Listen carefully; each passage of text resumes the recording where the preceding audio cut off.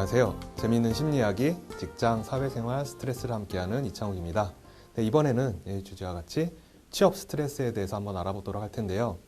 이미 직장 생활을 하시는 분들은 내가 스트레스를 받았나? 이렇게 좀 잃어버리고 계신 분들도 계실 텐데요.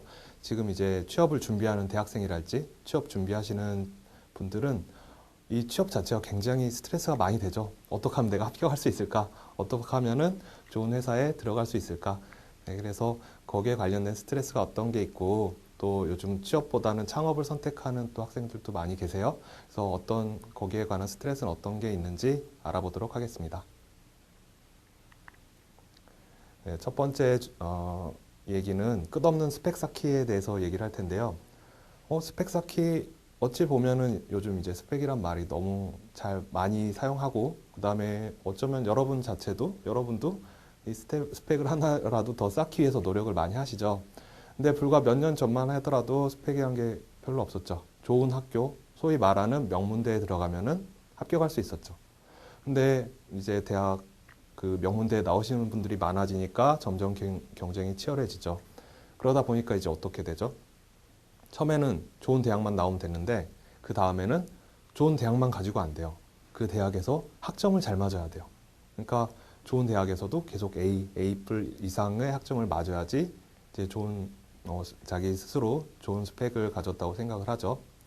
그 다음으로 또 너도 나도 다 좋은 학점을 받으니까 그 다음에는 외국어 능력에 이렇게 투자를 하게 되죠. 경쟁력이 없어지니까. 그래서 뭐 토익이라든지 토플이라든지 이렇게 외국어 점수를 조금이라도 더 많이 받기 위해서 노력을 하죠. 얼마 전까지도 그랬는데 요즘은 또 외국어 능력도 너무 다들 잘하세요. 그러니까 해외에서 유학 갔다 오신 분들도 많이 계시고. 그래서 언어 능력도 이제 차별화가 안 되는 거예요. 그럼 도대체 또 어떻게 나는 차별화를 해야 되나? 이래서 생각하신 분들이 많은 분들이 인턴 경험을 많이 하세요. 아르바이트라든지 인턴. 그래서 이제 사회생활 하기 전에 나 이런 경력을 가지고 있어요. 그러니까 이것도 이제 경쟁력이 되는 거죠. 이렇게 끝없이 경쟁력을 지금 찾고 있는 거예요. 요즘엔 이제 인턴도 너무 흔해졌어요. 그래서 뭐 하는지 아세요? 요즘 봉사활동 시간으로 하고 계세요.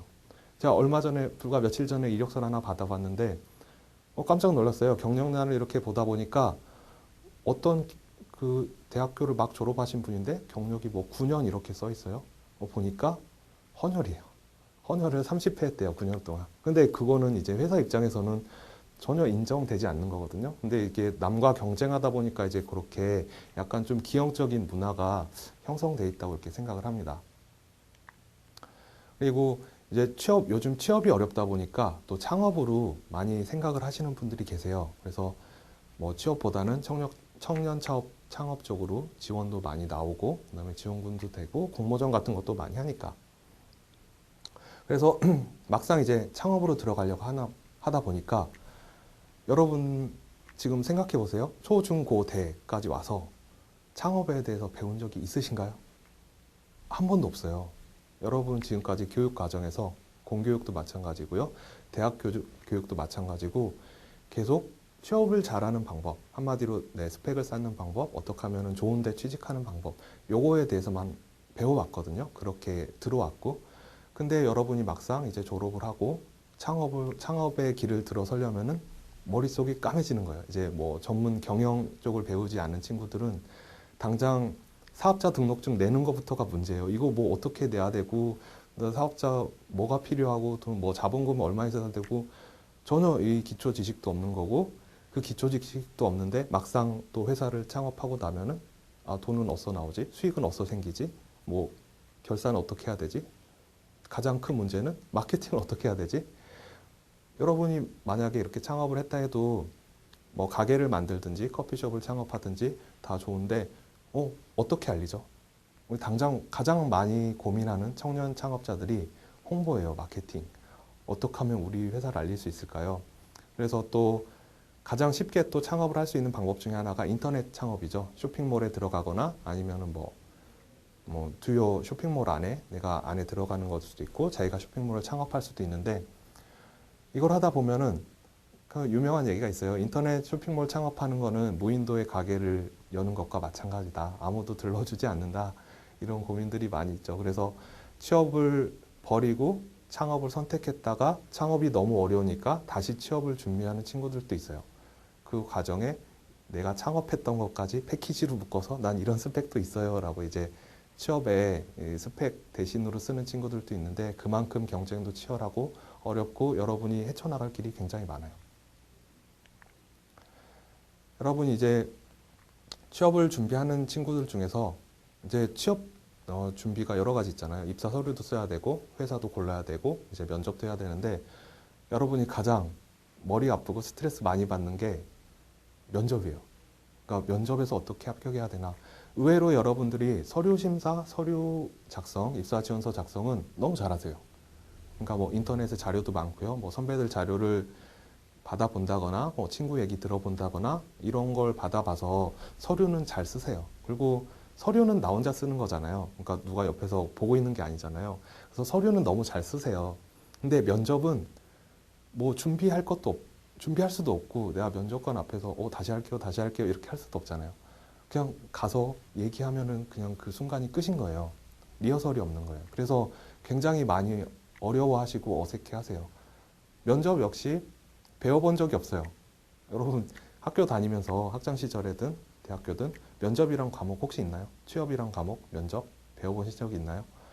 없을 거예요. 아마 프리젠테이션 기법이라든지 요건 많이 배우셨지만 그거랑 면접은 또 차이가 많거든요. 그래서 면접관 앞에서 요즘 그러죠. 자기소개 해보세요. 그러면은 머릿속이 하얘진대요. 무슨 얘기를 내가 해야 될지도 모르겠대요. 그래서 자기소개는 어떻게 하나요? 그럼 자기소개 해놓고 그 다음 뭐가 문제죠?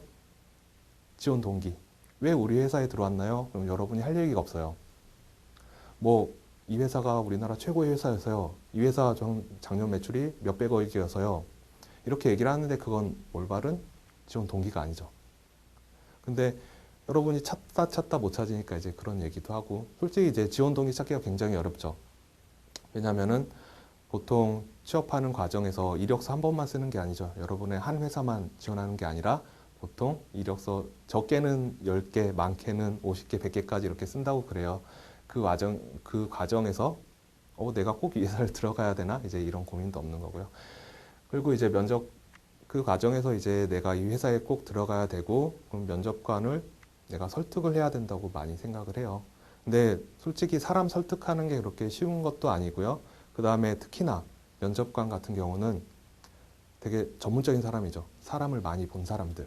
그래서 내가 그 학생 입장에서 이제 사회생활 막 첫 발을 내딛는 입장에서 그런 전문가를 설득한다는 거는 굉장히 어려운 일이고요.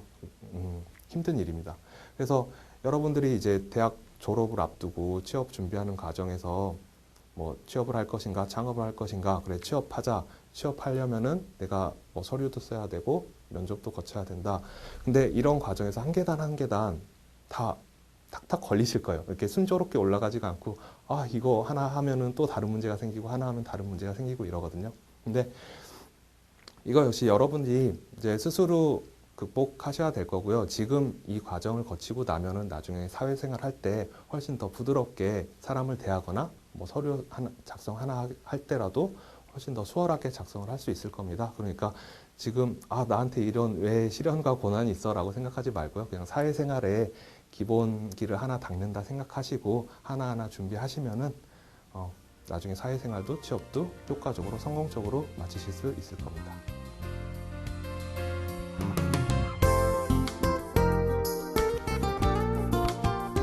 네, 여러분 취업 스트레스 많이 받으시죠? 어떻게 하면은 내가 취업할 수 있을까? 그 다음에 이제 취업 준비하는 친구들, 취업 준비하는 학생들이 가장 어려운 게 이제 스펙을 쌓는 거겠죠. 여러분도 지금 준비하고 계시는 거고요. 스펙 쌓으려고 이제 좋은 대학교, 좋은 학교, 명문대를 나와야 되고 거기서도 좋은 학점도 받아야 되고 그것만 가지고도 경쟁력이 안 되니까 이제 언어 점수, 학점이나 언어 점수도 잘 받아야 되고 또 그것도 안 되니까 봉사활동이라든지 그다음에 인턴 생활, 아르바이트 경험도 막 쌓아야 되고 그것도 안 돼서 지금 어떻게 하면 내 스펙을 하나라도 더 쌓을 수 있을까 이렇게 오히려 이게 나를 드러내는 게 아니라 내 스트레스를 스스로 만드는 여러분이 함정에 빠지는 경우도 많이 있고요. 그래서 취업이 어려우니까 이제 창업의 길로 이렇게 찾아보는 친구들도 많이 있어요. 근데 취업만큼 어쩌면 더 어려운 게 또 창업이죠. 그래서 창업을 선택했다가 다시 취업으로 돌아온 이런 분들도 많이 계세요. 그 와중에 이제 취업하는 친구들은 입사 지원서부터 면접까지 내가 어떻게 하면 이걸 잘 할 수 있을까 이런 고민도 많이 하는데요. 이 과정 자체가 여러분이 여러분을 발목을 잡는 이런 함정이 아니라 여러분을 한 단계 더 업그레이드 시켜주는 그런 능력을 배양하는 과정이라고 생각하고요. 꾸준히 열심히 노력을 하시면은 좋은 결과 얻으실 수 있을 겁니다. 감사합니다.